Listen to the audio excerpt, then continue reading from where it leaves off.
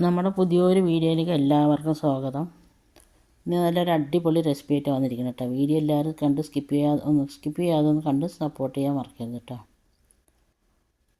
എപ്പോഴും മനുഷ്യന് ഒരുപോലെ ജീവിക്കാൻ പറ്റില്ലല്ലോ. ഓരോരോ സാഹചര്യം വരുമ്പോൾ മാറും, സാഹചര്യത്തിനനുസരിച്ചിട്ട് മാറുമെന്ന് പറയുന്ന കേട്ടില്ലേ. അങ്ങനത്തെ ഒരു സാഹചര്യത്തിലാണ് ഇപ്പോൾ ഞാൻ കേട്ടോ. ഇപ്പോൾ ഈ താഴെ കണ്ടിട്ട് ഇനി ഓരോരുത്തർ ബാഡ് കമൻ്റ് ഒന്നും ഇടണ്ട കേട്ടോ. ഞാനിപ്പോൾ ഇതൊരു ഫ്രിഡ്ജിൻ്റെ മേലെ വെച്ചിട്ടാണ് ഇപ്പോൾ ഈ വീഡിയോ എടുക്കുന്നത്. അപ്പോൾ അതിൻ്റെ താഴെ വയറ് കുത്തി വെച്ചിരിക്കണം. അതൊക്കെ ഹീറ്ററിൻ്റെയും അടുപ്പിൻ്റെയൊക്കെ വയറ് കുത്തി വെച്ചിരിക്കണം കേട്ടോ.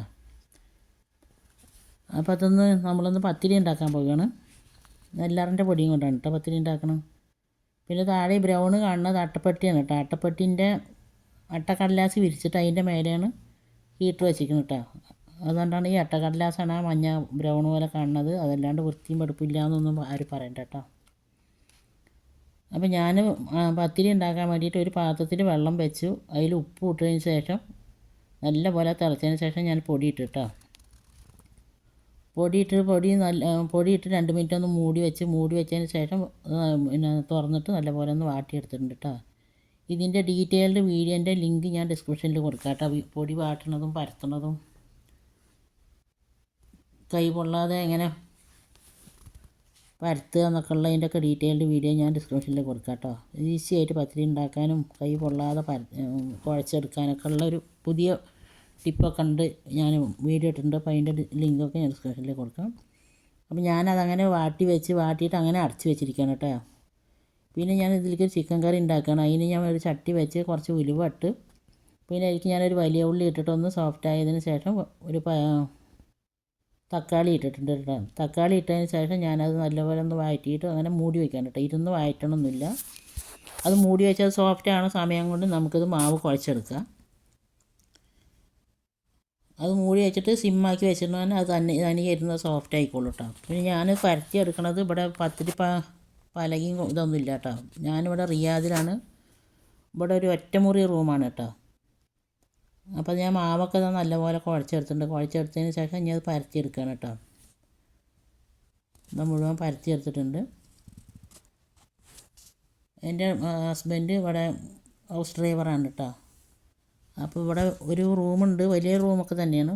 അതിൽ തന്നെ എല്ലാ സൗകര്യവും കേട്ടോ. അല്ലാണ്ട് 2-3 റൂമോ വരലൊന്നുമില്ല. അപ്പോൾ നമുക്ക് സൗകര്യം പോരാ പറഞ്ഞാൽ ഫ്ലാറ്റൊക്കെ എടുത്ത് താമസിക്കുകയൊക്കെ ചെയ്യാം. നമുക്ക് അത്രയ്ക്ക് വല്ലാത്ത ശമ്പളമൊന്നും ഇല്ലാത്ത കാരണം കൊണ്ട് ഫ്ലാറ്റ് എടുക്കാനൊന്നും നിൽക്കണില്ല. ഞാൻ ഉമ്മറയ്ക്ക് വന്നതാണ്. ഉമ്മറയ്ക്ക് വന്നപ്പം പിന്നെ ഇവിടെ വന്നതാണ് കേട്ടോ. ഉമ്മറയ്ക്ക് പോയി ഇവിടെ നിന്ന് ഇനിയിപ്പോൾ 1 മാസം 2 മാസം കാര്യത്തിന് വേണ്ടി ഇപ്പോൾ റൂമും ഫ്ലാറ്റൊന്നും എടുക്കാനുള്ള സാമ്പത്തിക ശേഷിയൊന്നും ഞങ്ങൾക്കില്ല കേട്ടോ.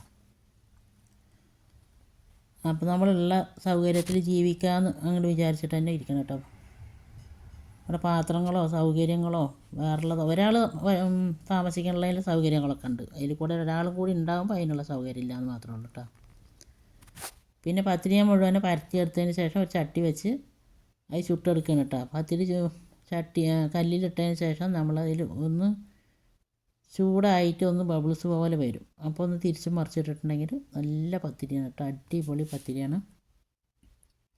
വീഡിയോ കണ്ട് ഇഷ്ടമായി എന്നുണ്ടെങ്കിൽ ലൈക്ക് ചെയ്യാനും, ആദ്യമായിട്ട് കാണുന്ന പുതിയ കൂട്ടുകാരെങ്കിലും ഉണ്ടെങ്കിൽ സബ്സ്ക്രൈബ് ചെയ്യാതെ കാണുന്ന പുതിയ കൂട്ടുകാരുണ്ടെങ്കിൽ സബ്സ്ക്രൈബ് ചെയ്യാനൊന്നും മറക്കരുത് കേട്ടോ. എൻ്റെ പത്തിരിയൊക്കെ ഞാൻ മുഴുവനായിട്ട് ചുട്ടെടുത്ത്, ഞങ്ങൾക്ക് 2 ആൾക്കല്ലേ വേണ്ടുള്ളൂ. എൻ്റെ ഭർത്താവിന് പത്തിരി ഭയങ്കര ഇഷ്ടമാണ്. പത്തിരി ഉണ്ടാക്കുക എന്ന് പറഞ്ഞപ്പോൾ അപ്പം ഉണ്ടാക്കിയതാണ് കേട്ടോ. നല്ല സോഫ്റ്റ് പത്തിരിയാണ്.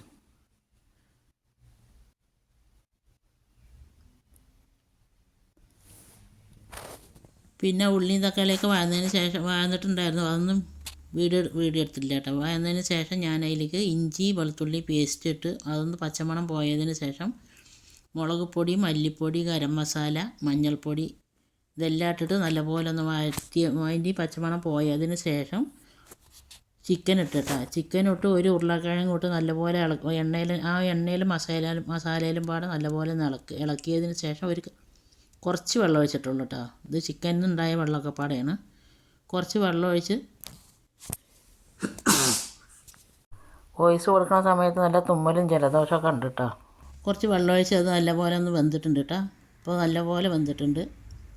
ഇനി നമ്മൾ ഫ്ലെയിം ഓഫാക്കി വെക്കണം കേട്ടോ. കറിവേപ്പിലൊക്കെ ഇട്ടിട്ടുണ്ട്.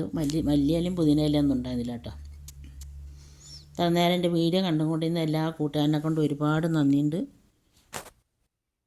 എല്ലാവരുടെയും ജീവിതം ഇതിങ്ങനെയൊക്കെ തന്നെ ആയിരിക്കും. ഇവിടെ ഒരുപാട് ഹൗസ് ഡ്രൈവറിൻ്റെ റൂം കണ്ടിട്ട് ഒക്കെ ചെറിയ ചെറിയ ഒറ്റ റൂമുകളാണ്. അവിടെയുള്ള സൗകര്യത്തിൽ അവർ താമസിക്കണത്. നാട്ടിൽ വരുമ്പോൾ അവർ പ്രവാസികളും ഗൾഫുകാരും എന്നൊക്കെ പറഞ്ഞിങ്ങനെ നടക്കുക. ഇവിടുത്തെ ജീവിതം കണ്ടാൽ സഹിക്കില്ല മക്കളെ.